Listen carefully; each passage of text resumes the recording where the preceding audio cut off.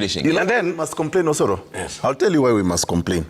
Because you are the people who came forward and told Kenyans that if you elect us, we will fix ABC. And that is what we are doing. No. Listen, calling you to account is not complaining. You must distinguish that as a parliamentarian. We are calling you to account. And when we explain... I think Osoro, one of the things that I would have expected the president to explain, I'm not an economist, but I think the little I know about, for example, even just borrowing, is that you can actually renegotiate a loan. That has been done. To give yourself some time. I remember during COVID, most of us were hit when we were paying our mortgages. You know, you had to go to the bank and tell the bank, give us some moratorium of a certain... Why isn't the government explaining to us, for example, what it is doing in terms of renegotiating this national debt? Instead, they keep on telling us, we have to pay. We don't have to. I mean, government will always pay. There is no poor government in the world. You know, government will always... But what mitigation measures are you putting in place? Yeah. And secondly, Osoro, let me tell you this. Overtaxing Kenyans will never grow the economy of this country.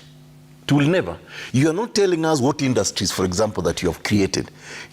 I do believe that in all the 47 counties of this country, there is an economic activity that you can actually industrialize to be able to create jobs, to be able to put money into people's pockets. Overtaxing Kenyans does not make sense, and it has never developed any country in the world. Been overtaxed? Because we also need... You see, when you talk about the housing... Give you one tax. Just one. One tax. When you increase VAT on petroleum, it's common sense. That affects almost everything. Just that alone. You know, there are things that we really do not. Don't you see the impact of VAT? I see that. But petroleum. But this is not unique in this country. By the way, cross the border, just within our region, the neighborhood.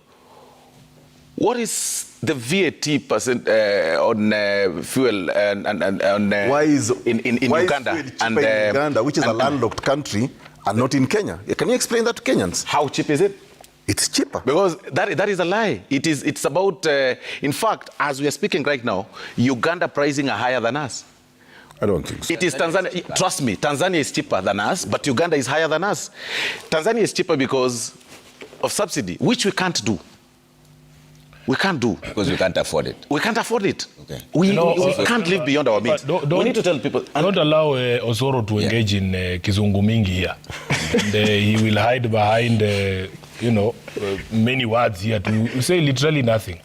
Osoro, give us a justification. If the Constitution in Article 12 gives an entitlement, a constitutional entitlement to every citizen to an ID, then you wake up one day and you say, if you want an ID, you have to pay 1,000 shillings or 2,000 shillings. No, that was a printer's mistake. No, what do you mean by a printer's mistake? It was, and it has been corrected. It was not rectified. It was withdrawn. It was because of the noise that you are criticizing. If Kenyans had kept quiet, you characters are able to do anything you want with the lives of Kenyans. If we had not made noise about this thing, you would have actually retained those charges because you are shameless.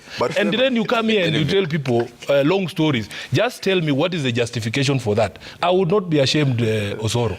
Because we have seen this consistently. You have defended things that are not defensible. You know the people are struggling. You impose new taxes and you vote for those taxes. You yourself, as whip, as the MP for South Mugirango, you vote for that the tax, knowing very well the people of South Mugirango cannot afford. Which particular tax what do you mean? Because when you talk about the fuel, we had to be within... Also, I've read the Finance Act 2020. The one you voted for myself. Exactly. Yeah, that's what we are saying. But that very act